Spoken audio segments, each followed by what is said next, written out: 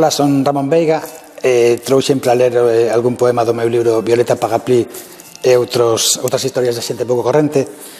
Escollen este libro porque lle teño un especial afecto, porque, bueno, é o meu primeiro libro de poesía, foi o meu primeiro premio, gañeu o Arume de Poesía para a Infancia no 2021. Vou comezar lendo o poema que dá título ao libro. Violeta Pagaplí levaba sempre paraugas para pasear por París. Fixese un sol cegador, chovese ou soprase o vento, Violeta non saía sen o amado complemento. Dende o rabiño to mango lucía todas as cores, pois a rapaza sentía polo arco da vella amores. Era unha moza moi fina, elegante e educada, alta, delgada, feitiña, como toda francesada. O cabelo alaranxado como a sol do mañecer, a súa pel tersa e rosada para deixarse querer.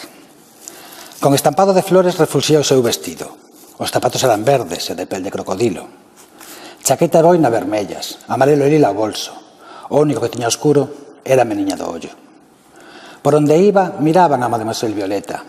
Non pasaba inadvertida con semellante paleta.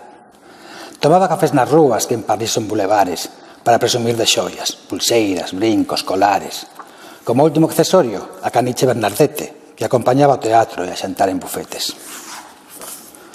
Pero un día de tormenta un mal rayo caeulle en riba, escachoulle o Pagaplí. Miña naiciña querida. Volveulle o pelo cinsento, a roupa negra roída e a cadeliña fumada. Mon Dieu, pensou que morría. Chorou os 7 chorares, maldicía o temporal, mas, cando mirou no espello, tampouco se viu tan mal. Sorprendida dixo a voces, este look mal non me queda, a partir deste momento vestirei máis austera. Mercou roupa de cor negra, botas, calcetins de rayas e, por si só fose pouco, tirou todas as alfaias. A Bernardete cambiou por un corvo torto e bello e dedicouse a criar morcegos e escarabellos. E no canto de paraugas, se xa outubro, xuño ou maio, Violeta Pagaplí non sae sin un pararraios. O segundo poema que vou ler este. Guillerme comía castañas debaixo dun castiñeiro. Papaba sen parar nelas. Vai a rapaz máis larpeiro. As castañas eran boas, pero a que máis lle gustou foi unha que tiña verme. Esa sí que desfrutou. Marchou a buscar máis bechos por probar o seu sabor. Atopou unha morea nunha hortiña dun señor. Miñocas e ourugas verdes, cempés máis escolopendras. Con todo, os máis gorentosos eran os vermes de seda.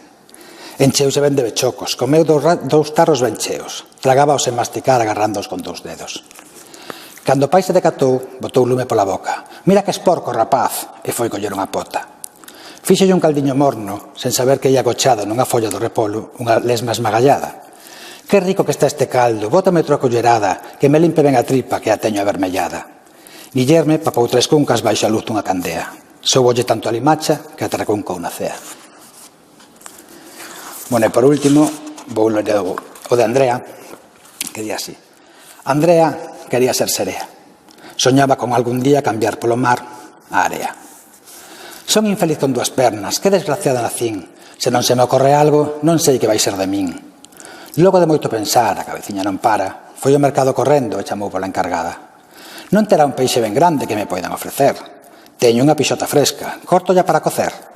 Quítelle tan só a cabeza que non me serve para nada. A cola deixe manteira. Morro por ser encolada. En canto chegou a casa, deixou o becho no baño e pensou, rabo xa teño, falta que me fago apaño. Entón entroulle outra dúbida sobre se sería mellor costureira ou ciruxán para facer o labor. Como non o tiña claro, os 2 chamou de seguida e así, mentras un cortaba, outra cosía e cosía. Quedoulles ben o traballo, non se vía o costurón, vai a 2 eminencias do corte da confección. Que feliz, que afortunada, por fin unha serea son, reunireime con Neptuno que me fai moita ilusión. Andrea xa estaba lista para botarse ao mar. Xusto ao lanzarse lembrou que non sabía nadar.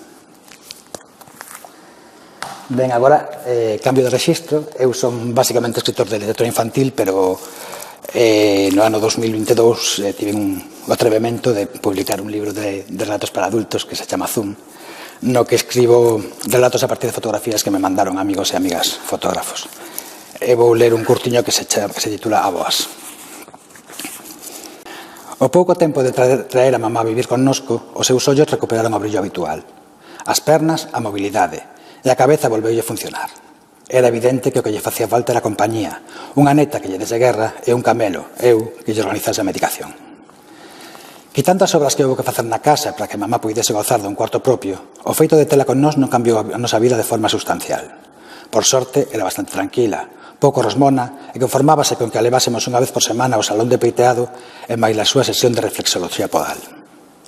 Tamén lle gustaba ir de tapas, tanto lle tiña a hora do vermú como a noitiña, pero era moito que lle prestaba aquela auga con gas acompañada por unhas olivas ou unhas patacas fritas. E se había que comer no McDonald's, non sería ela quen dixese que non. Tampouco era demasiado exixente como ando do televisor, e non lle importaba deixar a novela a medias se a netiña quería ver debuxos animados mentres merendaba. Iso sí, o parte meteorolóxico había que velo en todas as súas edicións. Non fose o demo que cambiase o tempo da mañá a noite e comezase a chover e comezase a doerlle o xeonllo ou, o que era peor, estragase os seus plans de non sair da casa se ese día non tiña cita co médico ou non había aperitivo. Como digo, a vida con mamá era bastante cómoda ata que chegaba setembro e a outra avoa se apuntaba a vir pechar o verán con nós. Entón, aparte de ter que dormir no sofá para cederlle a sogra ao leito conxugal porque era de sono delicado, os escasos 64 metros cadrados de piso convertíanse nun ir e vir de señoras omnipresentes. Que querías ir ao baño? Ali estaba unha porque lle sentara fatal a porcalla daquela que nos trouxera o rapaz do restaurante chinés. Que ia escoller auga neveira? Ali estaba outra apoiada na porta mentre a primeira lavaba a louza. Que necesitabas un momento de relax e saías á terraza? Ali estaban as dúas de cháchara, contando a mesma historia que había 2 días ou 2 horas. Que sentabas no sofá porque a terraza estaba ocupada? Non tardaban ningún minuto en vir facerche compaña. As saídas e os paseos coas señoras tamén eran toda unha aventura. A nena correndo 10 pasos por diante, e eu a berros e estarricando o pescozo para non perderla de vista, porque a miña naia colleda o meu brazo e avanzábamos a unha velocidade de 0,2 metros por minuto. E cando miraba cara atrás para ver se a miña sogra nos seguía, comprobaba que desaparecera porque 1. Parara nun quiosco a mercar unha revista. 2. Entrar nunha carnicería a comprobar se os chourizos estaban máis baratos aquí que na súa vila. Ou 3. Escapara de novo ao H&M a abastecer de chándales e bragas a todas as súas netas. A parte boa de todo isto era que case nunca me tocaba lavar os cacharros despois de xantar nin da cea.